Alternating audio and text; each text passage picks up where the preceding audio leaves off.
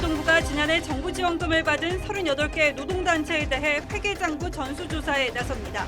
노동계는 개혁이 아닌 계약이라고 반발했습니다. 노동개혁의 방향 이정식 장관에게 직접 물어봅니다. 이재명 대표가 성남FC 의혹과 관련해 내일 검찰에 출석합니다. 민주당은 대대적인 검찰 규탄 집회를 예고했습니다. 김한배 씨가 언론사 인수를 시도하고 남욱 변호사에게는 임원 자리를 제안했던 걸로 전해졌습니다. 또 명절 때마다 주변 기자들에게 상품권을 준 것으로 한다고 남 변호사가 증언했습니다. 대통령실이 나경원 저출산 고령사회위원회 부위원장에게 또 맹폭을 퍼부었습니다. 안철수 의원은 당대표 출마를 선언했고 김기현 의원 선거 캠프 개소식은 문전성시를 이뤘습니다. 23층짜리 오피스텔 주차타워에서 불이 나 건물이 10분 만에 불기둥으로 변했습니다. 한반도를 뒤덮은 중국발 미세먼지와 황사가 오는 목요일까지 이어질 것으로 전망됐습니다. 브라질의 새 정부가 들어선 지 일주일 만에 전임 대통령 지지자들이 폭동을 일으키고 의회에 난입했습니다. 2년 전 트럼프 전 대통령의 지지자들이 벌인 미국 의회 폭동 사건과 닮은 꼴입니다.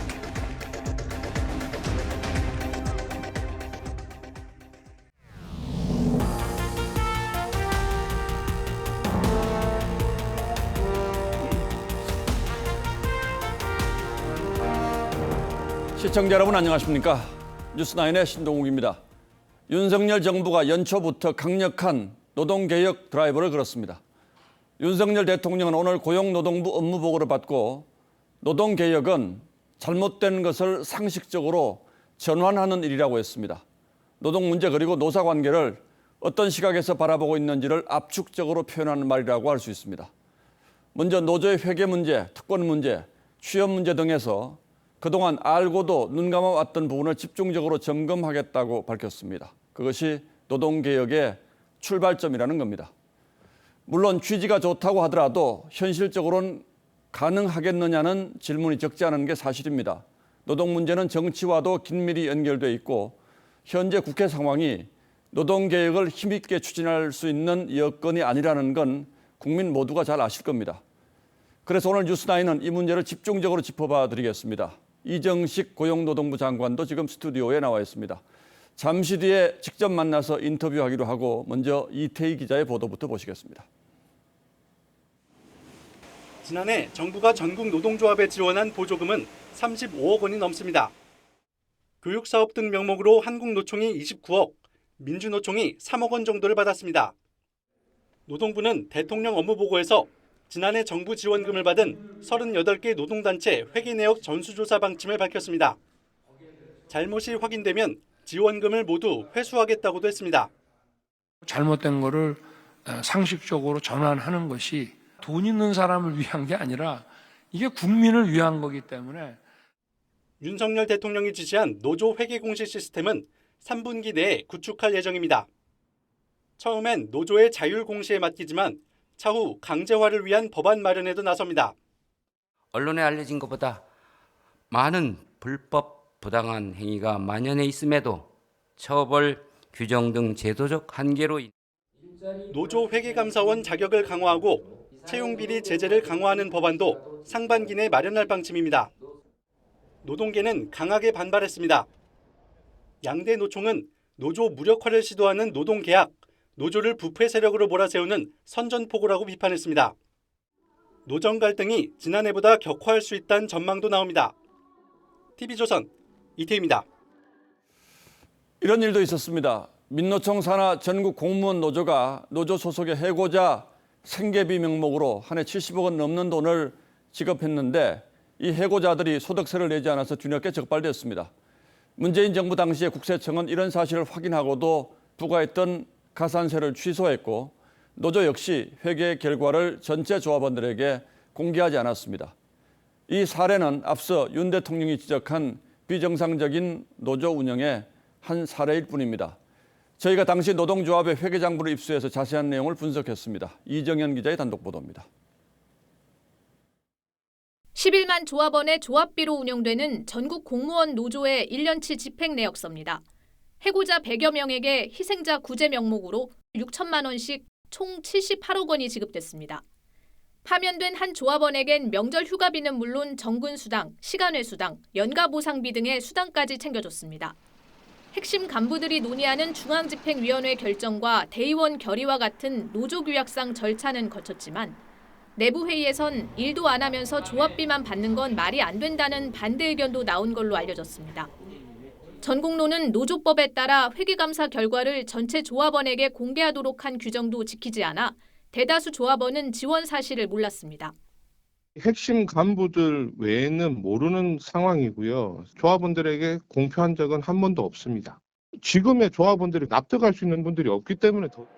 지난 2015년엔 이들이 소득세를 내지 않았다는 제보로 조사가 시작됐고 국세청은 2000년과 이듬해까지 약 70억 원에 대한 소득세와 가산세를 추징했습니다. 해고자들에 대한 전공로의 생계비 지원은 2021년 문재인 정부 당시 노조 활동으로 해직된 공무원을 복직시키는 법안이 통과되기 전까지 계속됐지만 세무당국은 2015년 1년치만 조사하는 데 그쳤습니다. 여기에 노조 측의 과세 불복 신청으로 총리실 산하 조세심판원을 거치며 10%가량 붙는 가산세도 면제됐습니다. 법조계선 횡령이나 배임 의혹에 대해 조사가 필요하다는 입장입니다. TV조선 이정현입니다. 예, 그런데 이건 또 어떻게 봐야겠습니까? 새해가 되고 곧 개교를 앞두고 있는 부산의 한 초등학교가 있는데 신축 건물 공사가 늦어지는 바람에 어린 학생들이 이리저리 유랑을 할 처지가 됐다고 합니다. 그 이유는 김동영 기자가 취재했습니다. 부산의 한 초등학교 신축 공사 현장입니다. 과밀학급 해소를 위해 학교를 새로 만드는 건데 개학을 2달 앞두고도 골조 공사 수준에 그치고 있습니다. 학교 신축 공사는 이달 말까지 완공이 목표였지만 공정률은 55%에 머물고 있습니다. 민주노총 파업과 집회 여파로 지난 1년 동안 공사가 멈춘 날만 2달이 넘습니다.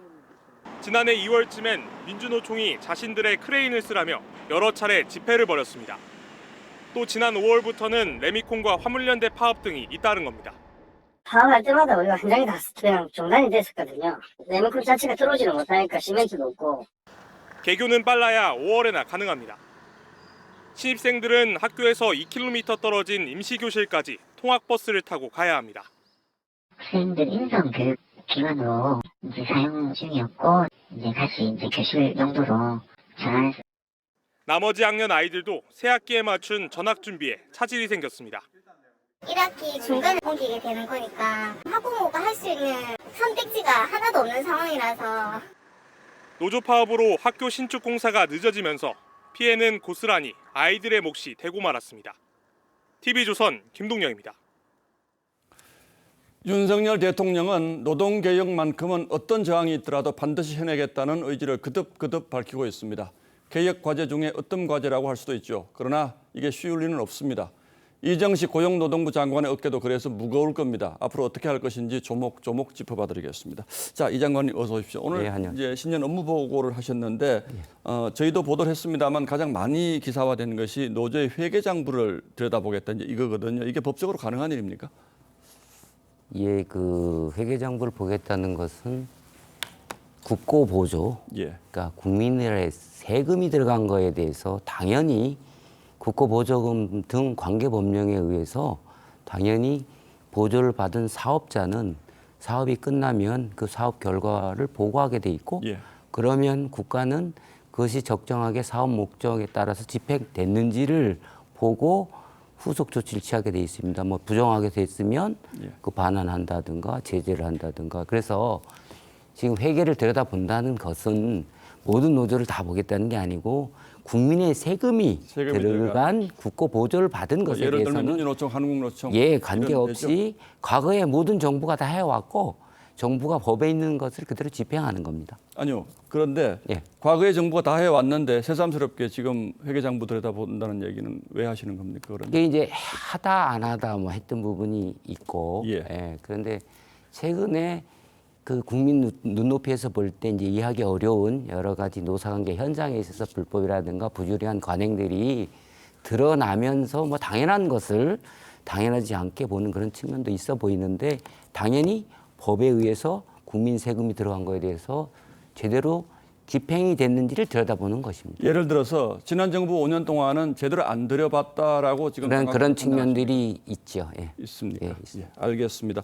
자, 이건 뭐 사실 노동계로서는 굉장히 자존심도 상할 수 있고 민감할 수밖에 없는 부분이어서 좀 감정이 상할 텐데 혹시 이 부분에 대해서 사전에 노동계하고 좀 뭐 말씀을 나눈 부분들이 좀 있습니까? 어떻습니까?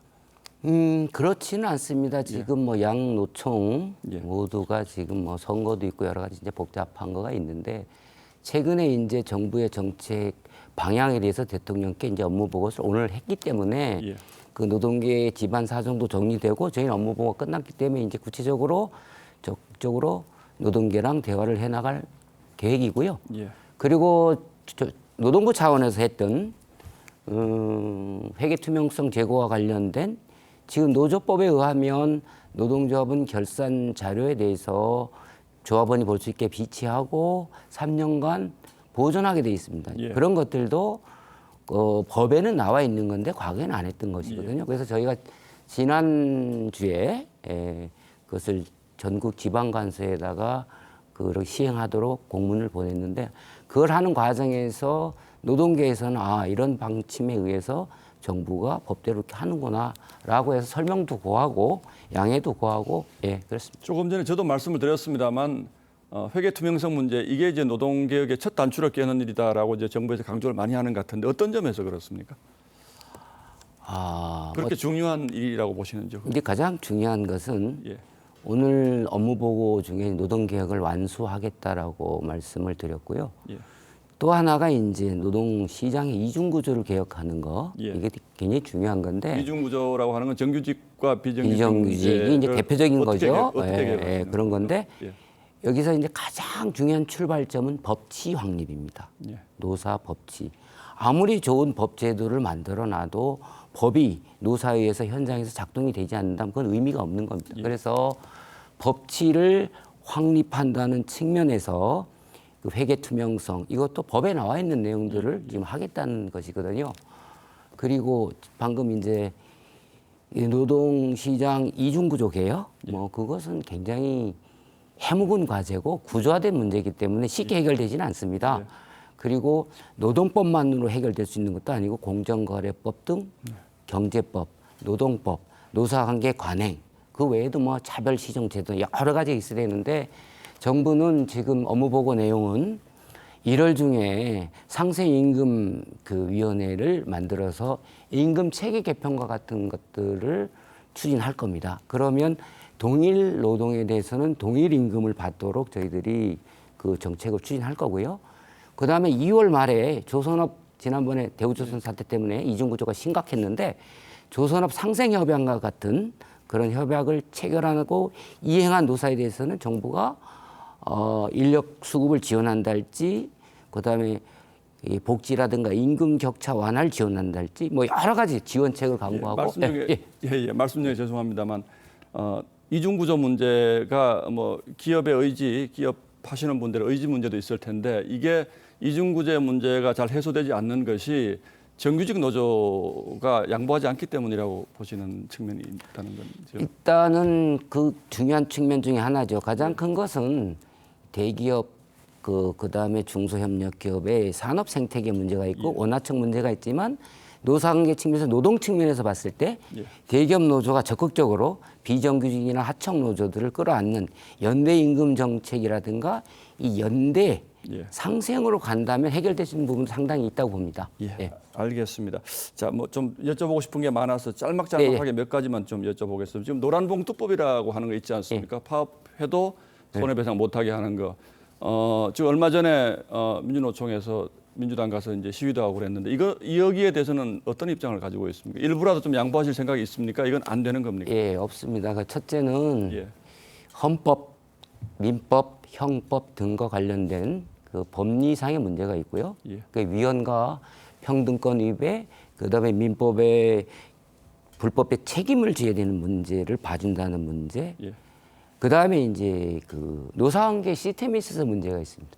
노사관계는 힘의 대등성을 보장해 줘야 되는데 이것은 그 다른 조항들 예를 들어서 그 2조 3조를 개정한다 그러면 사측에서 얘기하는 파업기간의 대체 근로를 가능하게 한다 할지 직장 정거를 못하게 한다 이렇게 힘의 대등성을 맞춰야 되는데 우리나라 노사관계가 이제 안정적으로 변해나가는 과정에서 이 몇 가지 조항을 건드릴 경우에 노동관계의 힘의 균형이 무너지고 노사관계 불안을 초래합니다. 마지막으로 노란봉투법도 결국은 힘의 균형을 무너뜨리는 법이 됐습니다. 이런 그렇습니다. 그리고 국민들의 눈높이에 맞지 않습니다. 대우조선 해양 하청업체 손해배상 문제 여전히 지금 아직도 이슈가 되고 있는데 이건 어떻게 처리하실 생각이십니까?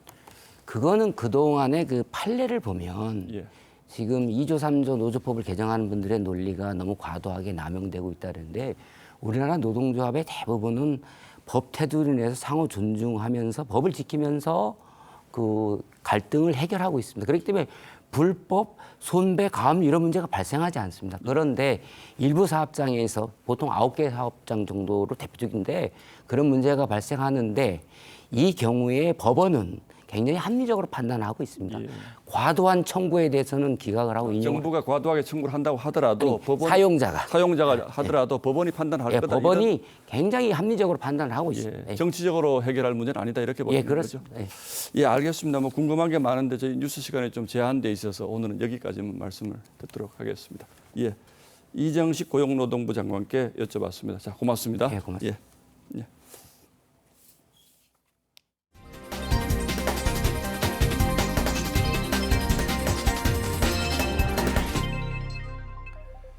지난주 이미 예고해드린 대로 민주당 이재명 대표가 내일 검찰에 출석합니다. 사실 지난 연말 소환 통보를 받고도 한 차례 미룬 상태여서 이 대표 본인이 말한 당당한 대응이라고 보기도 어렵습니다. 하지만 민주당은 대대적인 검찰 규탄 집회를 예고했고 정치적 파장을 우려한 검찰은 검찰 나름대로 바짝 긴장한 분위기입니다. 먼저 검찰 분위기부터 알아보겠습니다. 주원진 기자가 취재했습니다. 이재명 대표는 오전 10시 30분 피의자 신분으로 수원지검 성남지청에 출석합니다. 검찰은 이 대표가 거대 야당 대표인 만큼 수사팀 책임자인 유민종 부장검사를 직접 투입해 조사할 방침입니다. 유 부장검사는 삼성 이재용 부회장 불법 승계 의혹 수사 등 기업범죄 수사 경험이 풍부하다는 평가를 받습니다. 유 부장검사는 이 대표를 상대로 성남시장 재직 당시 네이버와 두산건설 등 대기업 민원을 들어준 대가로 제3자인 성남FC를 통해 160억대의 뇌물성 후원금을 받았는지 여부 등을 캐물을 예정입니다. 검찰은 지난해 9월 두산건설 대표와 성남시 공무원을 기소하면서 이미 이 대표와 정진상 전 실장을 제3자 뇌물죄의 공범으로 적시했습니다. 수사팀은 이번 성남FC 사건은 최순실 국정농단 사건 때보다 증거가 훨씬 많다며 혐의 입증을 자신하는 것으로 전해집니다. 결국 이 대표가 자진 출석하더라도 혐의가 중대 검찰이 구속영장을 청구할 거란 관측에 무게가 실립니다. 이 대표 출석을 앞두고 진보 보수단체 2천여 명이 성남지청 주변에 집회를 신고했는데 경찰 900여 명이 배치돼 대비할 예정입니다. TV조선 주원진입니다. 민주당의 분위기는 비장합니다. 기세 싸움에서 밀리지 않겠다는 분위기도 느껴집니다. 대한민국 제1야당 대표가 검찰 포트라인에 서는 걸 탄압으로 표현할 수도 있겠습니다만 그 자체로도 이미 상당한 정치적 타격이 불가피해졌기 때문입니다. 그리고 그 타격의 크기가 민주당의 운명을 흔들어 놓을지도 모르는 상황이죠. 이런 가운데 이재명 대표는 이미 가짜뉴스로 판명된 청담동 술자리 의혹을 제기하는 친야성향 유튜버에게 후원금을 내달라는 댓글을 달았습니다. 정민진 기자가 취재했습니다. 표시해 주시기 바랍니다. 어제 한 유튜버의 실시간 방송 영상입니다. 경찰 수사 결과 거짓으로 결론난 청담동 술자리 의혹을 재차 제기하는 방송에서 실제 술자리는 10시부터 12시 반. 얘네들이 갔던 그 술집은 논현동. 채팅창에 이재명 대표 SNS 공식 계정이 나타났습니다. 진행자가 이 대표를 공격하는 사람들에게 한마디 남겨달라고 하자 이 대표는 총구는 밖으로라는 글을 올렸고 진행자에게 후원금을 보내주자는 제안도 했습니다. 이 대표는 다른 유튜버 방송에서도 지지자들에게 힘들고 어려울수록 힘을 합쳐야 한다고 말하기도 했습니다. 이런 가운데 내일 이 대표가 출석하는 성남지청에는 이 대표 지지자들만 2,000명 이상 모일 예정인데 보수 단체들도 현장에 나갈 예정이어서 충돌이 예상됩니다. 당 지도부와 친명계 의원들도 대거 동행합니다. 최고위원들이나 당내 의원들 분위기는 전체적으로 좀 많이 좀 가야 되는 거 아니냐. 정치검찰이 다시 살려내서 좀비 수사, 좀비 소환, 그리고 기소를 하게 되면은 좀비 기소를. 여당은 민주당이 범죄와 동행을 한다고 날을 세웠고 민주당도 범죄 피의자 이재명과 함께 죽겠다는 옥쇄 전략을. 당권 주자인 김기현 의원은 이 대표를 구속하지 않으면 나라가 뒤집어질 것이라고 비판했습니다. TV조선 정민진입니다. 대장동 의혹의 보도와 수사를 막기 위해 김만배 씨가 곳곳에 돈을 뿌린 정황도 갈수록 뚜렷해지고 있습니다. 수천만 원대의 상품권을 준비하는가 하면 더 큰 우산이 필요하다며 언론사 인수를 시도한 정황도 포착됐습니다. 김보건 기자가 취재했습니다. 사흘 만에 검찰에 다시 출석한 김만배 씨. 언론사 간부들과 수억 원대 돈거래를 한 데 이어 특히 한겨레 부국장에게는 알려진 6억 원 외에 3억 원을 추가로 건넨 의혹까지 불거졌습니다. 3억 더해서 9억 총 드는 게 맞으신가요? 근데 그 기자들한테 돈을 준 게 무슨 대장동 기사를 막기 위한 뭐 그런 거라는데. 검찰은 김 씨가 지난 2017년 민영통신사와 법조계 전문지 등 언론사 2곳 인수를 추진한 정황도 포착했습니다. 특히 대장동 동업자인 남욱 변호사에게 해당 통신사 임원 자리를 제안하면서 우산이 필요하다고 말한 것으로 전해졌는데 300억 원대 가격 문제 등으로 실현되진 않은 것으로 전해졌습니다. 김 씨는 이후 언론사 출신 인사들을 화천대유 고문으로 영입하고 고문료나 급여를 준 것으로 파악됐습니다. 이와 별개로 김 씨가 언론계 인맥을 광범위하게 관리한 정황도 속속 드러나고 있습니다. 남 변호사는 김 씨가 기자에게 줘야 한다고 해 2016년부터 명절마다 정영학 회계사와 각각 400만 원어치 상품권을 마련해 건넸다고 밝혔습니다. 5년간 설과 추석을 합쳐 총 4천만 원어치 상품권이 주변 기자들에게 전달됐다는 겁니다. 검찰은 김 씨와 기자 간 금전 거래가 대가성이 있었는지 어느 선까지 이어졌는지 등을 따져보고 있습니다. 이런 가운데 한겨레 신문사는 해당 간부에 대한 해고를 의결했고 편집국장과 사장단은 사퇴했습니다. TV조선 김보건입니다. 안철수 의원이 국민의힘 대표 출마를 선언하면서 윤석열 대통령에게 도움이 되는 대표가 되겠다고 했습니다. 그런데 나경원 저출산위 부위원장을 둘러싼 논란은 갈수록 커지고 있습니다. 정부 부처와 협의도 없이 큰돈 드는 저출산 대책을 내놓은 걸 두고 대통령실이 매우 격앙된 반응을 보였는데 나 부위원장은 아랑곳하지 않고 오늘도 마이웨이를 이어갔습니다. 대통령실은 당무 개입 논란으로 번지는 걸 조심스러워하면서도 나 부위원장이 공직을 자기 정치에 이용하고 있다는 직설적 비판을 감추지 않았습니다. 이쯤 되면 어느 쪽도 이제는 돌아서기가 쉽지 않게 됐습니다. 보도에 황선영 기자입니다. 대통령실은 나경원 부위원장을 향해 대단히 실망스럽다고 직격했습니다. 이미 현금성 복지 정책에 선을 그었는데도 나 부위원장이 돈 없이 해결되는 저출산 극복은 없다며 뜻을 굽히지 않았기 때문입니다. 여권에서는 증세 없는 복지는 허구라며 박근혜 전 대통령과 각을 세운 유승민 전 의원을 상기시킨다는 말들이 나왔습니다.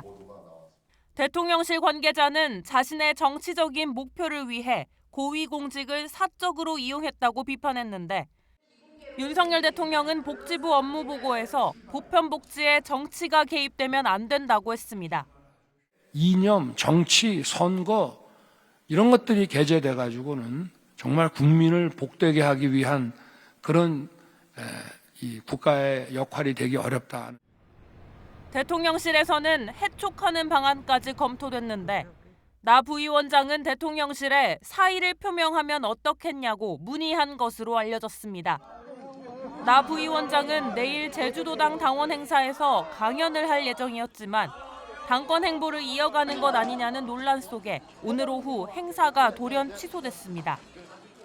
이런 가운데 김기현 의원은 의원 40여 명이 참석한 가운데 캠프 개소식을 열었고 대통령 따로 놀고 대표가 따로 노는 것 때문에 우리가 지난 오랜 세월 동안 고통을 많이 겪었는데 안철수 의원은 출마 선언을 하며 윤 대통령에게 힘이 되겠다고 강조했습니다.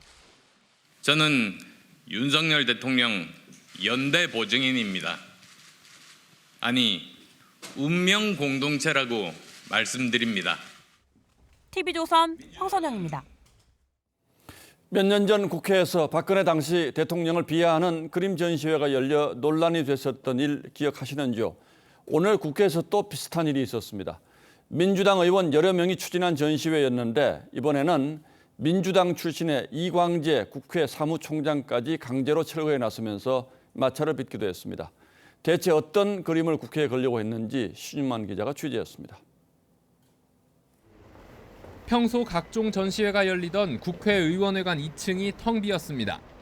오늘부터 이곳에선 윤석열 대통령 부부를 소재로 한 그림을 포함해 풍자 그림 80여 점이 전시될 예정이었는데 알몸인 윤 대통령 부부가 커다란 칼을 들고 있거나 술에 취한 윤 대통령 옆에 한동훈 법무장관을 닮은 개가 앉아있는 그림도 있었습니다. 이 행사는 민주당 강경파 모임인 철험회 소속이 주축인 12명이 공동 주관했는데 같은 당 출신인 이광재 국회 사무총장이 그림 내용이 적절치 못하다며 강제 철거했습니다. 국정조사 이후에 전시회를 하는 게 좋겠다라는 민주당의 많은 의원들의 공감이 있었습니다. 전시회 주관 의원들은 이 총장에게 국회가 나서서 표현의 자유를 억압하고 있다고 항의했고 표현의 자유를 한껏 보장해야 마땅합니다. 예술인을 억압한 국회 사무처의 야만을 강력히 규탄합니다. 여당은 풍자라는 허울로 예술을 참칭하는 흑색 선전이라고 이 총장의 철거 결정을 옹호했습니다. 정치 풍자의 수준을 넘은 국가 원수에 대한 인식 모독입니다. 표현의 자유가 침해됐다는 철험회 의원들의 주장에 대해 정치권에서는 내로남불이라는 비판도 나왔습니다. 지난 2019년 문재인 전 대통령은 자신을 풍자한 전단지를 돌렸다는 이유로 30대 남성을 현직 대통령으로서는 처음으로 고소했고 비판 대자보를 붙인 20대 대학생은 경찰에 체포돼 벌금형을 선고받았습니다. 젊은 사람들이 정부 비판을 할 수 있는 뭔가 그런 계기를 미리 차단한. 당시 민주당은 표현의 자유를 언급하진 않았습니다. TV조선 신유만입니다. 부산 도심 한복판에 있는 23층짜리 오피스텔 주차타워에서 불이 나 10분 만에 건물 전체가 불기둥으로 변했습니다. 이 외장재가 불에 취약한 탓에 불길은 순식간에 번졌고 옆 건물까지 피해를 입을 정도였는데요. 천만다행으로 큰 인명피해로 이어지지는 않았습니다. 하동훈 기자입니다. 시뻘건 불길이 하늘로 치솟습니다. 건물이 통째로 불기둥처럼 변했습니다. 불붙은 건물 자재가 연신 쏟아져 내립니다.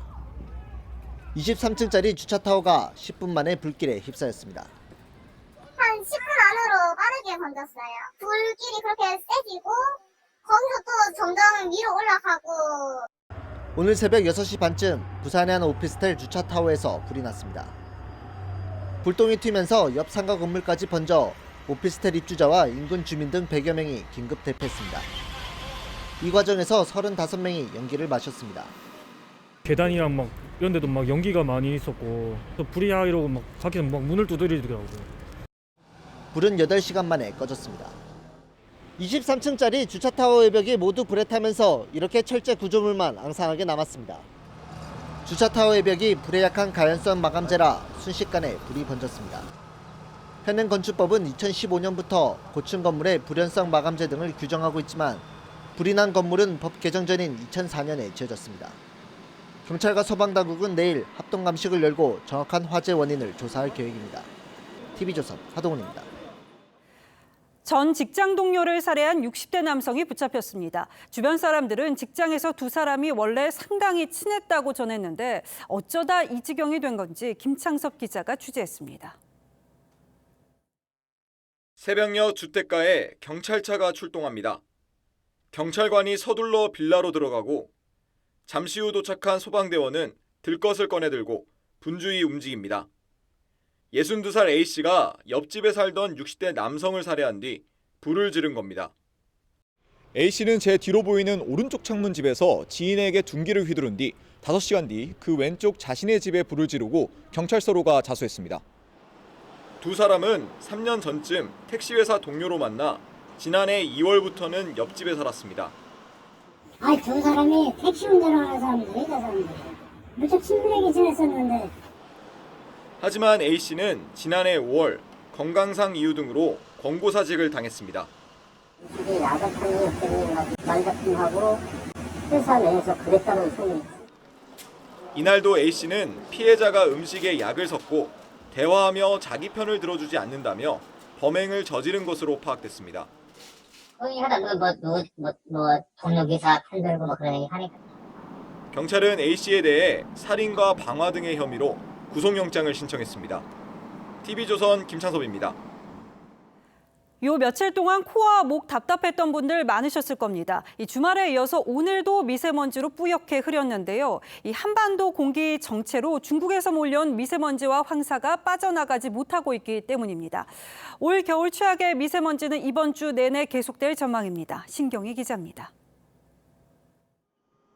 남산에서 내려다본 서울 하늘이 온통 잿빛입니다. 1톤 트럭에 창문을 쓸어보니 새카만 미세먼지가 쓸려 나옵니다. 오늘 수도권을 포함해 강원 영서 등 5곳에선 미세먼지와 초미세먼지 모두 온종일 나쁨 수준이었고 호남권과 부산, 울산은 낮 동안 일시적으로 농도가 높아졌습니다.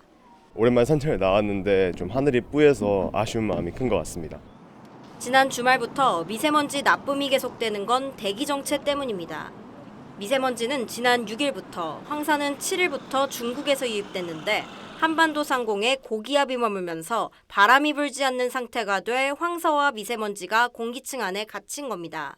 국외 미세먼지하고 황사가 같이 유입돼서 지난 주말 내내 나쁨에서 매우 나쁨 수준의 고농도 미세먼지가 나타났고요. 환경당국은 이번 주 내내 미세먼지 농도가 나쁨과 보통 수준으로 가다 오는 금요일 비 소식과 함께 해소될 것으로 내다봤습니다. TV조선 신경입니다. 병역 브로커가 또 구속됐습니다. 앞서 가짜 뇌전증을 꾸며서 병역 면탈을 유도한 브로커와 같이 활동한 일당인데요. 구체적인 수법도 드러났습니다. 이들은 의뢰인들에게 뇌파 검사 때 자기 허벅지를 꼬집으라고 했습니다. 신체적 자극이 있으면 뇌파 변화가 생기는 걸 노린 건데 적지 않은 병원이 이 기록을 보고 뇌전증 판정을 내렸습니다. 정은하 기자입니다. 구속된 병역 브로커 구모 씨가 의뢰인과 나눈 대화입니다. 병원도 지정해주고요. 의사도 지정이 되고요. 구 씨는 의뢰인에게 뇌파 검사까지 조작이 가능하다며 구체적인 요령을 알려줬습니다. 정상적으로 하면 안 나오니까 이제 환자복 입고 들어가면 허벅지 꼬집어라. 그때 반응이 퉁퉁 튄다고. 의뢰인이 찾은 병원에선 이렇게 받은 뇌파 검사 결과와 주변인 증언 등을 토대로 실제로 뇌전증 판정을 내렸습니다. 검사한 결과를 의무 기록지가 이렇게 올라올 거잖아요. 그럼 그걸 보고 판단을 하실 텐데. 통상 입영 대상자는 군 지정병원에서 검사를 받아야 하지만 일반 병원에서 이렇게 판정을 받은 뒤 6개월 이상 통원 치료하면 병무용 진단서 발급이 가능합니다. 검찰은 구 씨가 이런 점을 노린 것으로 보고 있습니다. 검찰은 브로커가 언급한 병원들의 의료 기록을 분석해 의료진의 병역 비리 가담 여부에 대해서도 확인하고 있습니다. 구 씨와 함께 병역 비리를 알선하고 의뢰인을 협박까지 한 혐의를 받는 또 다른 브로커 김모 씨도 구속됐습니다. TV조선 정은하입니다. 경기도 가평에 국내 최대 규모의 수상 레저 시설이 있죠. 이번 여름 거리두기 해제로 젊은 세대에서 큰 인기를 끌었던 곳인데 인허가 과정에서 비리가 포착됐습니다. 허가를 위해서 문서를 위조하고 억대 금품으로 입마금을 시도했습니다. 업체와 공무원, 지역 언론인은 한 통속으로 움직였습니다. 노도일 기자입니다. 북한강 일대에서 가장 큰 경기 가평의 한 수상 레저 시설입니다. 2019년 6월 하천 점용 허가를 받아 개장했는데 가평구는 당초 업체 측이 허가를 신청하기도 전에 수상 레저 시설을 미리 지었다는 이유로 허가를 내주지 않았습니다. 그런데 가평구는 2달 뒤 입장을 바꿨습니다.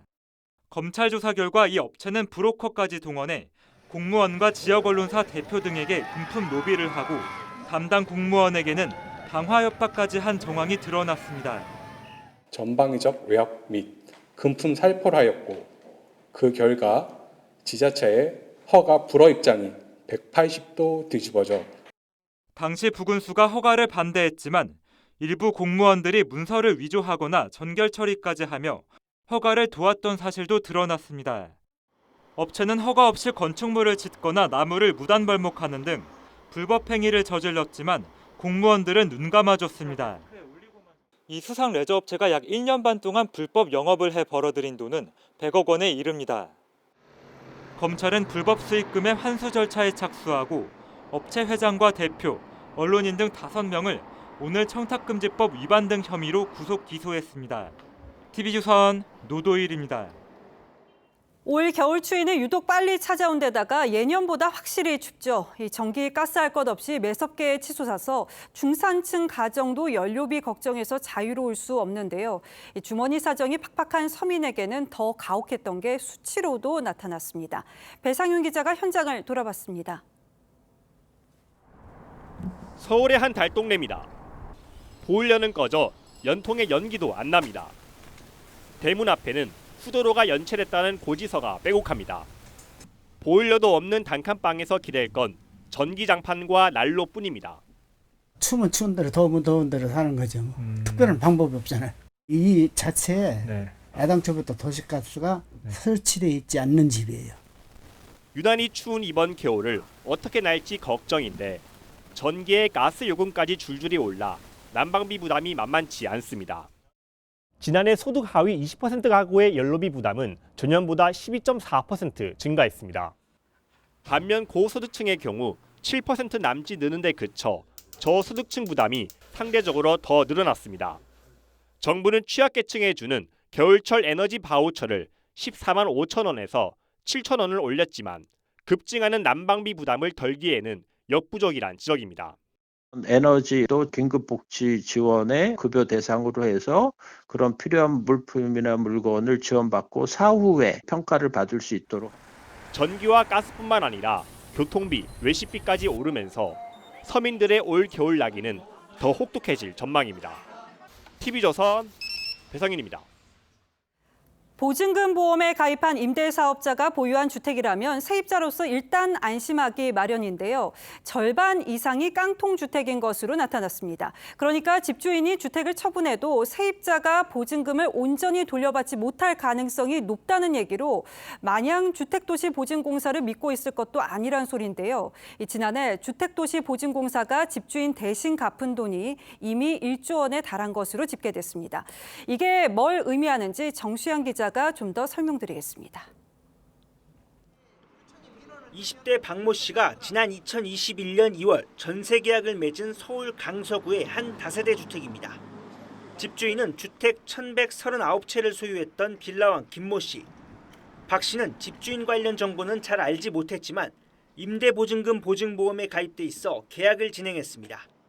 그 당시 이제 부동산 중개업자들이 계속 했던 말들이 이제 임대보증보험이 의무 가입이기 때문에 걱정 안 해도 된다.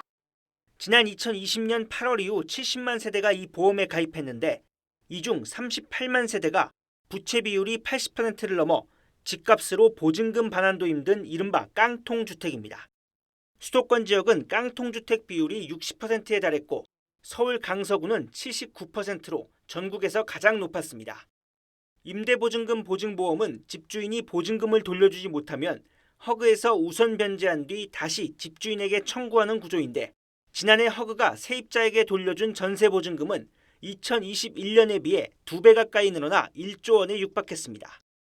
추세적으로 내년에 감당해야 할 액수가 더 커질 전망이어서 운영 중단 우려까지 나오는 상황. 전문가들은 정부의 재정 지원도 중요하지만 현 제도가 오히려 각종 보증금 사기를 양산하는 건 아닌지도 살펴봐야 한다고 지적하고 있습니다. TV조선 정수양입니다. 다음 뉴스입니다. 지난달 북한이 무인기 도발을 하자 윤석열 대통령의 지시로 우리 군도 북측으로 무인 정찰기를 보내 맞대응했습니다. 그런데 이걸 두고 민주당이 정전협정 위반이라고 공격하고 나섰습니다. 이게 그렇게 해석되는 것인지 대체 어떤 맥락에서 그 발언이 나온 것인지 당시 국회 상황을 취재기자에게 물어봤습니다. 김아림 기자입니다. 1월 임시국회 소집을 단독으로 연 민주당이 북한 무인기 대응 관련 긴급 현안 질의를 하자면서 본회의 소집을 요구했습니다. 북한 무인기 침공과 같은 안보 참사와 관련된 긴급 현안 질문이 필요합니다. 연일 새로운 사실이 밝혀지고 있잖아요. 여당은 군사기밀을 그대로 공개하자는 것이라며 반발했습니다. 무인기를 우리나라는 무엇으로 탐지하며 어떻게 추적하며 어떻게 격파하며 고스란히 공개해서 북한에다 알려주자는 것 아니겠습니까? 민주당은 윤 대통령이 북한의 무인기 도발에 대응 출격을 지시한 게 정전협정 위반이라고 주장했는데 윤석열 대통령의 즉흥적이고 어설픈 대응 정전협정 위반입니다. 유엔 사령부와 사전 협의는 했습니까? 여당은 북의 도발을 지켜만 보라는 거냐며 조선노동당의 대변인이냐고 따져 물었습니다. 북한의 주장을 대변하고 있습니다. 왜 북한의 도발은 애써 외면하고 우리 정부와 군만 공격하는 행태를 반복하고 있습니다. 1953년 체결된 정전협정은 상호 적대 행위를 금지한 협약으로 상대방 지역에서 적대적인 행위를 금지하는 게 핵심 내용입니다. 군 당국은 북한의 무인기 도발은 명백한 정전협정 위반이라며 자위권 차원의 상응 조치는 협정 위반에 해당하지 않는다고 강조했습니다. TV조선 김하림입니다. 월성 원전 조기 폐쇄 관련한 산자부 내부 자료를 삭제한 혐의를 받고 있는 공무원 3명에게 유죄가 선고됐습니다. 그 위로는 백운규 장관과 최이봉 청와대 비서관 등에 대한 재판이 진행 중인데 이번 유죄 판결이 어떤 영향을 미칠지 짚어봤습니다. 보도에 김다로 기자입니다. 정장 차림을 한 남성이 서둘러 법원을 빠져나갑니다. 월성 원전 조기 폐쇄 관련 자료 무단 삭제를 주도한 산자부 국장급 간부 A씨입니다. 유죄 판결 나온 거에 대해서는 어떻게 보실까요? 대전지법은 오늘 월성 원전 조기 폐쇄 자료 폐기를 지시한 A씨에게 징역 1년에 집행유예 2년, 이 지시를 전달하고 실행한 직원 2명은 각각 징역 8개월에 집행유예 2년을 선고했습니다. 이들은 2019년 12월 1일 산자부 원전산업정책과 사무실에서 업무용 컴퓨터에 저장된 관련 자료 530건을 삭제했습니다. 재판부는 이들이 감사를 방해하기 위해 월성 원전 조기 폐쇄 관련 자료를 고의로 삭제했다고 판단했습니다. 감사원이 자료 제출을 요구한 걸 알면서도 산자부가 월성 원전 조기 폐쇄에 개입한 정황이 담긴 자료를 의도적으로 없앴다는 겁니다. 자료를 삭제한 공무원들에 대한 이번 판결이 백운규 전 산업부 장관과 최이봉 전 청와대 산업정책비서관, 정재훈 전 한수원 사장의 월성 원전 경제성 평가 조작 등에 대한 재판에 어떤 영향을 미칠지 주목됩니다. TV조선 김다로입니다. 브라질의 새 정부가 들어선 지 일주일 만에 폭동이 일었습니다. 전임 대통령 지지자들이 의회에 이어서 대통령 군까지 난입한 건데요. 2년 전 트럼프 전 대통령의 지지자들이 벌인 미국 의회 폭동 사건과 닮은 꼴입니다. 현직인 룰라 대통령은 광신도 파시스트의 지시라면서 엄벌을 예고했습니다. 변재영 기자입니다. 브라질 국기 색깔의 옷을 입은 수천 명의 시위대가 의회로 향합니다. 창문을 깨고 물을 뿌립니다. Porque eu não concordo com toda a roubalheira do Lula, do Alckmin, do STF, Alexandre de Moraes. A gente quer novas eleições, urnas limpas. 대통령궁과 대법원에도 급습해 가구와 컴퓨터를 부숩니다. Tecnicamente, uma tentativa muito grave de destruição do Estado Democrático de Direito. 보우소나루 전 대통령 지지자들의 대선 불복 시위가 거세지더니 급기야 3부 기관이 동시다발적으로 뚫렸습니다. 경찰은 최루탄을 발사하며 진압했고 도심 한복판엔 군 장갑차와 헬리콥터까지 동원됐습니다. 400여 명이 체포됐고 룰라 대통령은 강한 처벌을 예고했습니다.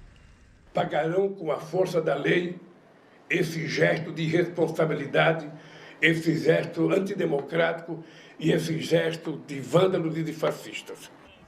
2년 전 똑같이 의회 폭동 사건을 겪었던 바이든 미국 대통령은 민주주의에 대한 공격이라며 즉각 규탄했습니다. 2021년 1월 6일 미 대선에 불복한 트럼프 전 대통령 지지자들이 의사당에 난입하면서 유혈 사태까지 벌어졌었습니다. 당시 선동 의혹을 부인했던 트럼프처럼 보우소나루도 이번 폭동 배후설을 전면 부인했습니다. TV조선 변재영입니다. 세계 최대 가전 IT 박람회 CES가 막을 내렸습니다. 이번 박람회에서 글로벌 대기업들이 신기술을 뽐냈다면 스타트업 기업들은 후각 테스트 하나로 치매를 조기 발견하는 등의 참신하고 독창적인 아이디어로 미래 기술을 알렸습니다. 최윤정 기자입니다. 팔과 다리를 움직여 춤을 추면 화면 속 아바타가 동작을 그대로 인식합니다. 카메라 하나로 메타버스 속 아바타를 만드는 기술입니다.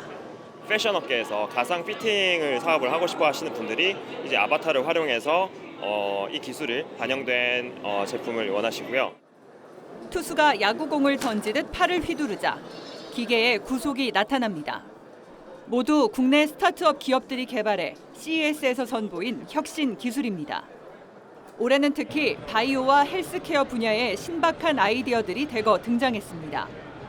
후각 테스트 하나만으로 뇌파를 감지해 치매를 조기에 발견하는 기술부터 관자놀이에 붙이면 수면 중 이갈이 등을 방지하는 제품도 선보였습니다. 반려동물의 심박수와 호흡을 체크해 심장 질환을 조기에 발견하는 센서도 등장했습니다. 해외 바이어들의 구매 문의도 이어졌습니다. 캐나다 사람인데 언제 살 수 있냐, 어디서 구하냐 그런 질문을 제일 많이 받았습니다. 시장의 반응이 굉장히 좋다고 느꼈어요. 이번 CES에서 최고 혁신상 23개 중 11개는 국내 기업이 차지했는데 그중에서도 5개는 국내 스타트업이 내놓은 제품이었습니다. 친환경과 모빌리티라는 두 축으로 글로벌 대기업과 스타트업 기업들의 참신한 아이디어가 총집결한 2023 CES. 미래 기술들을 선보이며 나흘간의 일정을 마쳤습니다. TV조선 최윤정입니다.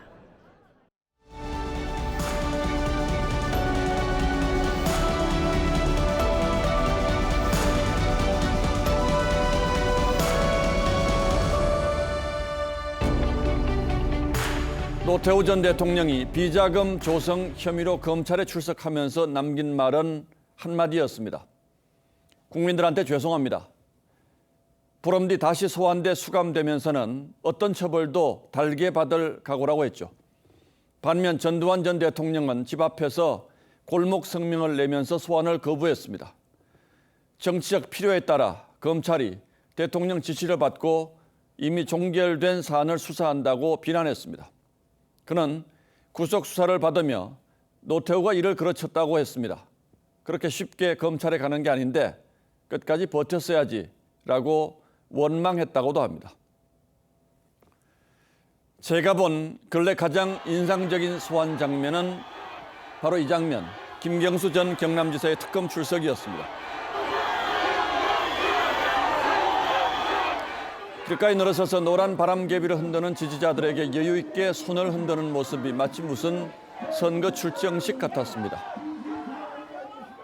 정치 특검이 아니라 진실을 밝히는 진실 특검이 돼주시기를.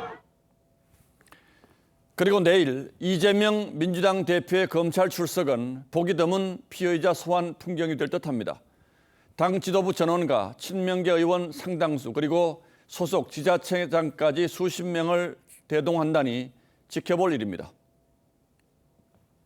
검찰 소환 조사 받으러 가서 그냥 들어가지는 않을 것 같습니다. 강성 지지자들도 청사 앞에 집결하자는 공지문을 연이어 올리고 있습니다. 검찰 규탄 집회 겸 새 과시 행사를 벌일 듯한 기세입니다. 마침 민주당은 임시국회를 단독 소집해 30일 동안 국회를 열어두었습니다. 만에 하나 체포동의안이 넘어오더라도 국회가 열려 있으면 막을 수가 있죠. 얼마 전 노웅래 의원의 체포동의안을 민주당이 압도적으로 부결시킨 게 이 경우를 대비한 예행연습이란 비판이 그래서 나온 바 있습니다. 제1야당 당수를 구속하면 나라가 뒤집힌다는 민주당 사선 중진 의원의 으름장도 나왔습니다. 그러나 이 말에 마음속 깊이 공감할 국민이 얼마나 되겠습니까?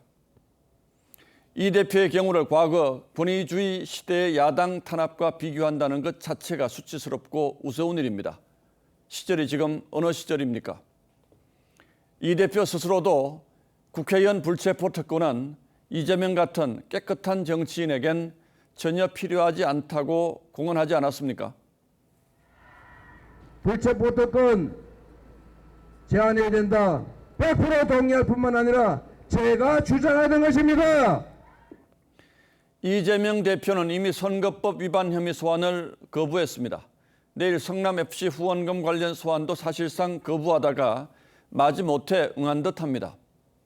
떳떳하다면서 왜 출석하지 않느냐는 여론을, 더는 외면하기 어려웠기 때문일 겁니다. 그리고 여기서 끝은 아니죠. 다른 수사들이 줄줄이 이 대표 소환을 예고하고 있습니다. 그때도 무슨 대단한 출정식이라도 치르듯 이렇게 요란을 떨 건지 궁금할 따름입니다. 1월 9일 앵커의 시선은 출정 전야였습니다.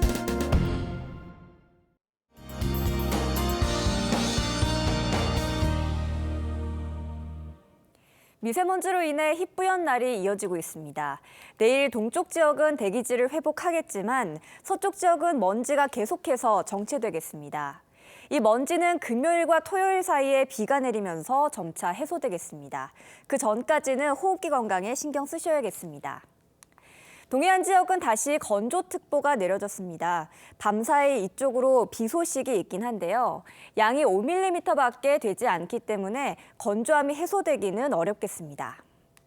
기온은 보통 이맘때보다 높겠습니다. 아침 기온은 서울이 영하 3도, 대구는 영하 4도에서 출발하겠고요. 낮 기온은 서울이 6도, 창원과 광주가 10도까지 오르겠습니다. 당분간은 이렇게 비교적 포근한 날씨가 이어지겠습니다. 날씨였습니다. 1월 9일 월요일 뉴스9은 여기서 모두 마치겠습니다. 시청해주신 여러분 고맙습니다.